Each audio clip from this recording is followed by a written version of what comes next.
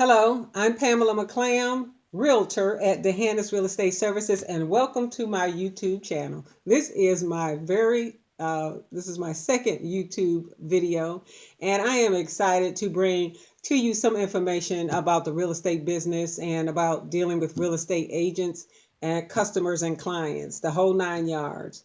So in my first video, if you remember, I talked about credit score, how that is very important, the credit score, to get you to the location you want, because the lender is going to look at your credit score to determine how much that lender is going to lend you, and that the money that you have in hand is going to determine your purchase power. So that's it in a nutshell.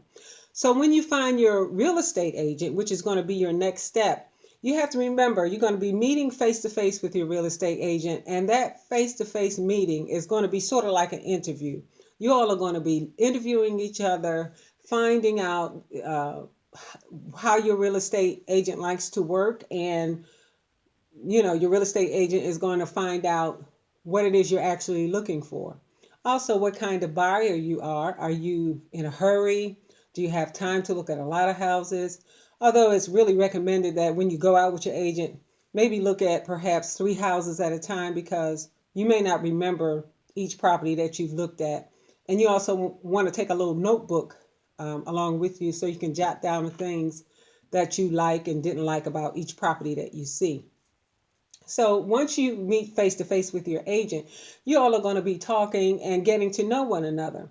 And so if things work out well and you do end up signing a buyer broker agreement with your agent, then your relationship, you're going to be married to that person, so to speak, for maybe about 4 months, but then it depends on how quickly you find a home, how quickly everything works out for you. But the main thing to remember is that the goal of your relationship with your agent is to get you to a successful settlement. A successful settlement is where the purchase is completed, all I's are dotted and all T's are crossed, and you have your new home. That's it in a nutshell. So you want to make sure that the agent that you choose is an agent that fits best to working with you and how you want to work.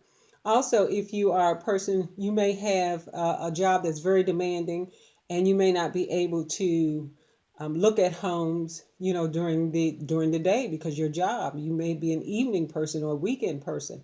And so you want to make sure you find an agent that has that sort of time to devote to you, so that you can go out, during the evening hours, or whenever it is best for you as the client or customer, to tour homes.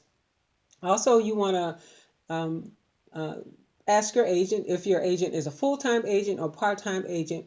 I'm not an expert to say what works better, but I can speak from my own experience. I'm sort of like a new old stock. And what that means is that I have had my license for a while, but because I had a full-time job that was very demanding, I was not able to really practice real estate as much as I wanted to. But now that I am retired, I am a full-time real estate agent. And so I have a lot of time to devote to the task of becoming the best agent possible, that, for the time that I want to put into it. So, which is, I have a lot of time to do that. So anyway, so those are some of the things that you want to think about. Are you working with an agent part-time? That's a part-time agent? Or are you working with an agent that's a full-time agent? And, you know, make a determination in your heart as to who can serve you best, or what type of agent can serve you best. And so I also mentioned in my first YouTube video that I am also a vintage handbag lover. And so when I'm doing these YouTube videos, and I kind of want to divide my time between real estate and also talk about vintage handbags. And I know that might sound sort of strange to you guys, but you know, this is the things that I like to talk about. So I'm going to move on in this video and show you the next vintage handbag that I have, which is this little baby right here. And you all can see her. This is a vintage Louis Vuitton Babylon bag.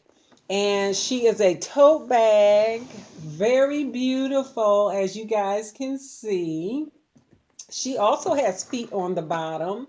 In my first video, I showed you a French company tote Louis Vuitton bag.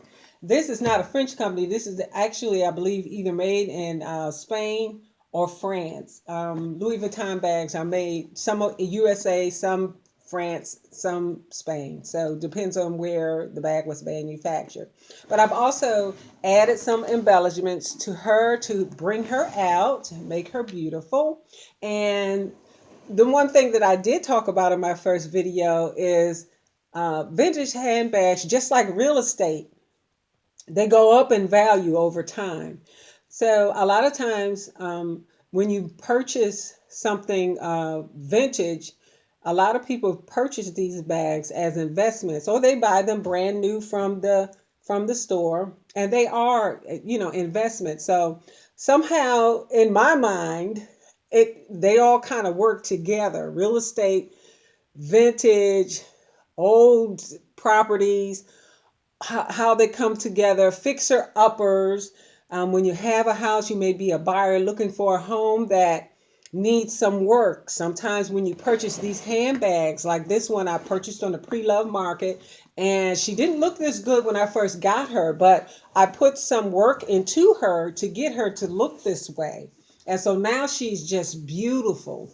And so, as a buyer, that may be something you're interested in. You may be a buyer that's an investor, and you see a property, and maybe in your heart, you just want to get in there and you want to get that FHA fixer up loan. I believe it's 203K FHA loan, which allows you to put money into investment properties and fix them up, and fix them to how you want them to be, you as the buyer. So that's enough for right now. I don't want to take up too much of your time, but I do want to say, if you like this video and if you have taken the time to view it, I just thank you very much.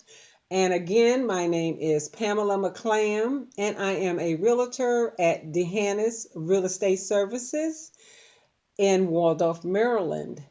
I'm going to try to find a way to link my information to this YouTube video. I know you can do it because I've watched a lot of the YouTube videos, and that's why I decided to do some of my own.